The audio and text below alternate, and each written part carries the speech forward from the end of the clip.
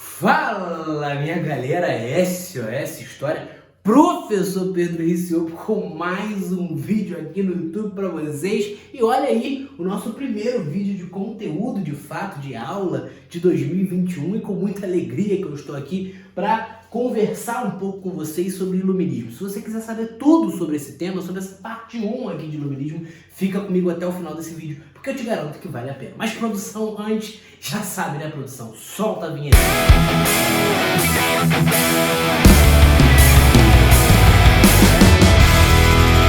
Galera, se você ainda não se inscreveu no nosso canal, esse momento é muito importante. Se inscreve no nosso canal, porque queremos crescer cada vez mais, espalhar cada vez mais conteúdo de qualidade. Ativa o sininho para receber as novas notificações, curte esse vídeo também para a gente alcançar cada vez mais pessoas. Se você não está no nosso canal no Telegram, vai lá, entra no nosso canal no Telegram, o link está aqui na descrição do vídeo. E também, se você não segue a gente nas nossas redes sociais, estamos em várias redes sociais, como vocês podem notar. Segue a gente porque estamos realizando um trabalho maravilhoso por lá. Beleza, minha galera? Se você quiser tirar print desse vídeo, desse quadrinho aqui que eu montei para você sobre iluminismo, sobre essa parte 1 aqui de iluminismo, eu vou me abaixar aqui rapidinho, né? Você tira esse print tranquilo, mas antes, você já sabe, eu vou me abaixar embrasando aqui, a produção agora vai soltar. Embrasa, produção, pode embrasar, pode embrasar.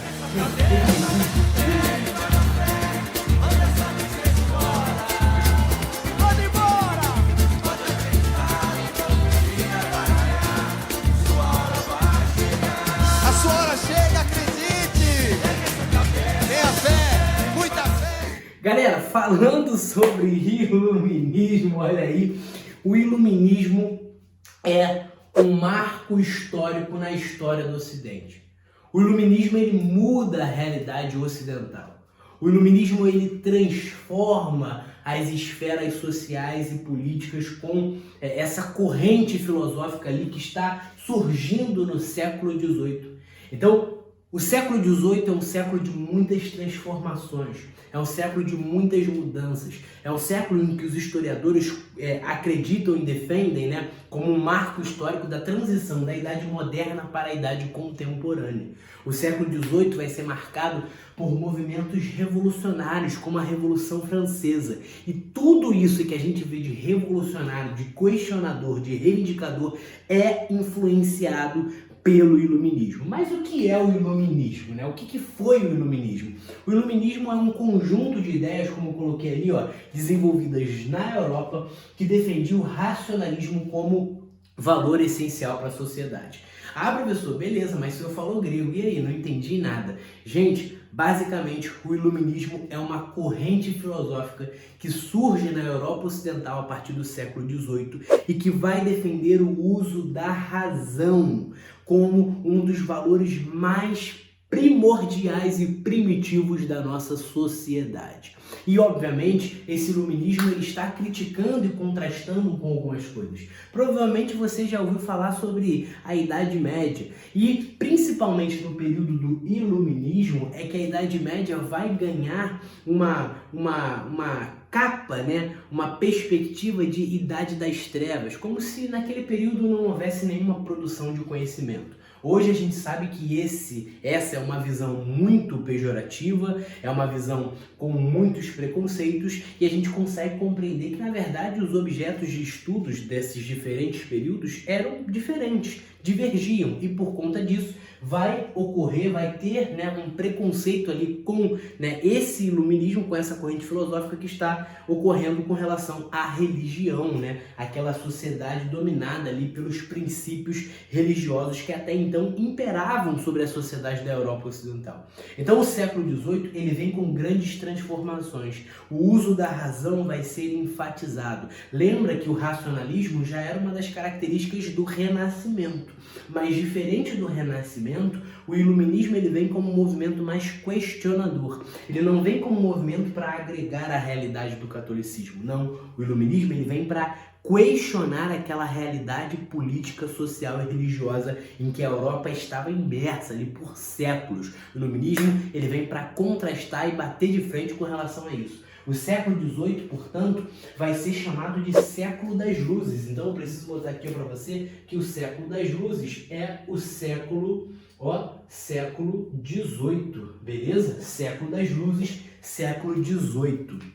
Então, século das luzes, por quê? Porque eles entendem que a razão, que o conhecimento ilumina a sociedade, que o conhecimento ele traz uma espécie de liberdade para a sociedade. Inclusive, é a partir do iluminismo que surge esse conceito de aluno, né? O aluno, que é o ser sem luz, ele vai estar numa cadeira esperando a luz, a iluminação proveniente do professor, que contém o conhecimento, que detém o saber e que vai transmitir esse saber para o aluno.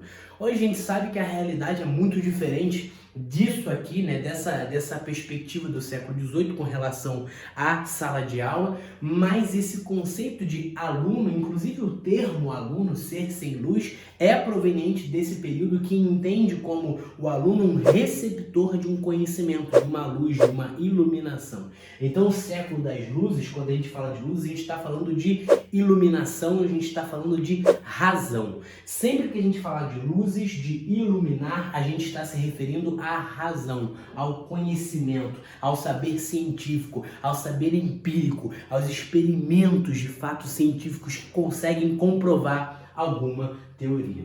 E nesse iluminismo, a gente vai ter uma busca pela laicização do mundo ocidental. O que seria essa busca pela laicização do mundo ocidental? Gente, olha só, dentro desse período aqui, né, do iluminismo, vai ser buscado uma laicização. O que seria essa laicização, professor? É basicamente tornar aquela sociedade uma sociedade laica, uma sociedade em que a igreja não interfere nas decisões políticas, uma sociedade em que a igreja não interfira na vida individual das pessoas. É isso que o iluminismo vem questionar, é isso que o iluminismo vem contrastar. E esse iluminismo, esse movimento ali, essa corrente filosófica, ela vai ser marcada principalmente pela criação de um documento.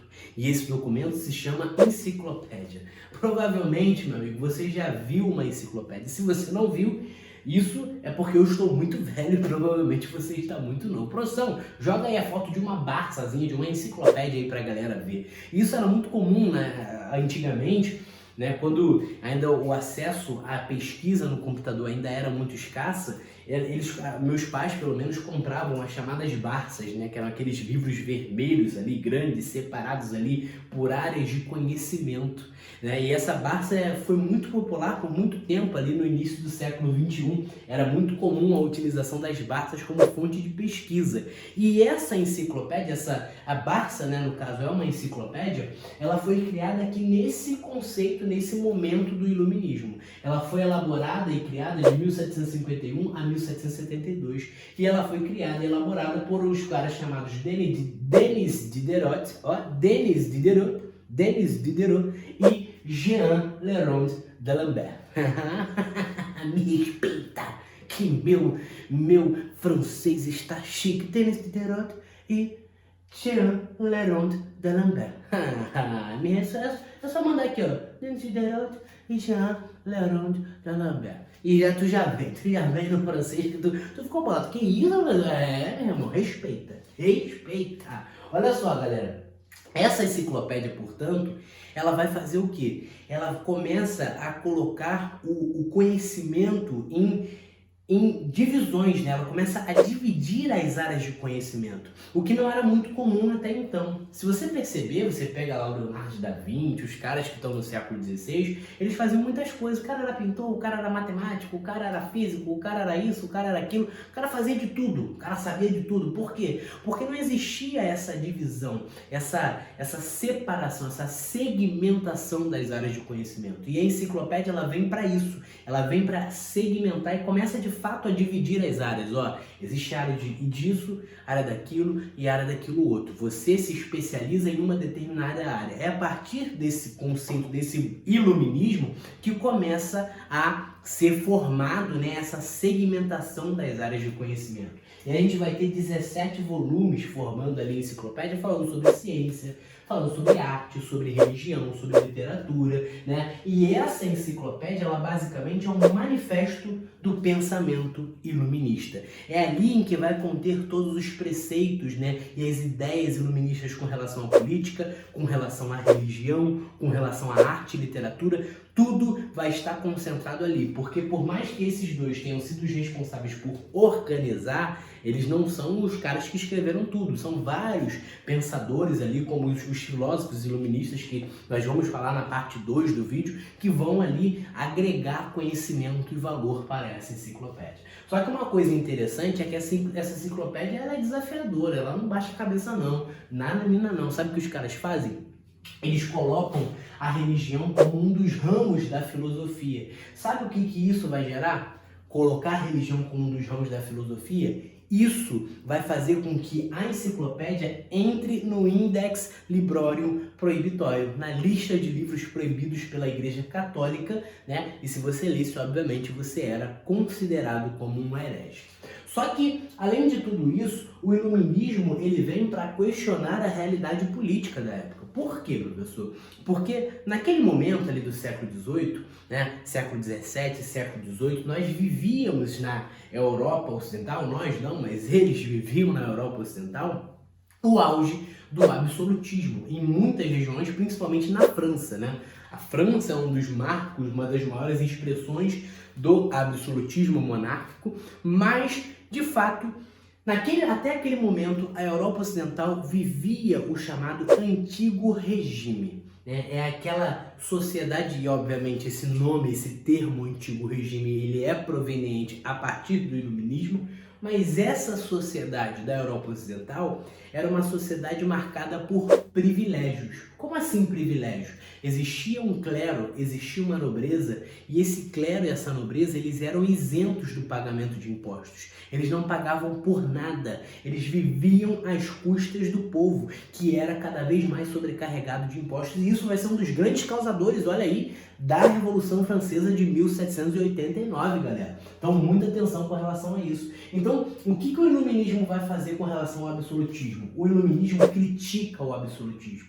O iluminismo ele critica o autoritarismo dos reis. O iluminismo defende que o rei ele precisa governar de acordo com a soberania popular. A gente vai falar na parte 2 desse vídeo sobre os filósofos iluministas, e muita gente tem a tendência de achar que iluminismo necessariamente é formação de república, e não necessariamente. Existiam alguns casos de filósofos iluministas que defendiam sim a permanência de uma monarquia, mas uma monarquia que não concentrasse o poder em suas mãos, que não mantivesse tantos privilégios, e uma monarquia que governasse de acordo com a soberania popular. Isso vai ser muito comum. Então eles criticavam o antigo regime, criticavam essa sociedade de privilégios. E se eles criticam essa sociedade de privilégios, o que eles defendem? Eles defendem que o clero passe a pagar imposto. Defendem que a nobreza passe a pagar imposto e que passe a estar submetida às mesmas leis que o resto do povo. Ou seja, por mais que os iluministas não defendessem uma igualdade social, de fato, eles defendiam uma igualdade jurídica, de que todos precisavam necessariamente ser iguais perante a lei. Se você tiver que ser julgado, você vai ser julgado assim como o cara que é do clero. Chega dessa sociedade de privilégios que mantém privilégios para um em detrimento de outros. Acabou, não podemos mais contar com isso. Os iluministas vão mostrar toda essa reivindicação e satisfação e começam a irradiar esse conhecimento por meio da razão, por meio das universidades. Começam a ser influenciadas diretamente por esse conhecimento iluminista. Então eles vão defender uma igualdade de todos perante a lei. Além disso, uma das coisas que o iluminismo defende é que, de fato, esse Estado, esse antigo regime, estabelecesse uma separação do Estado e da Igreja. Ou seja, que a Igreja não interferisse nas coisas do Estado e que o Estado não interferisse nas coisas da Igreja. Portanto, eles defendiam a formação de um Estado laico na Europa. Então pensa como isso é revolucionário e, obviamente, muito contestatório, vai gerar muitas revoltas, vai influenciar muitas revoltas, inclusive no Brasil, como a Conjuração Baiana, principalmente a Inconfidência Mineira também, né? Muitos movimentos são influenciados por esse iluminismo, não só no Brasil, mas em todo o mundo, como por exemplo a independência dos Estados Unidos, porque pensa comigo, É como se, a partir do século XVIII, desse ali uma nova oportunidade para as pessoas olharem a partir de um novo prisma, de uma nova perspectiva, pudessem julgar a sociedade, as relações sociais de uma nova forma. E óbvio que isso vai trazer muitas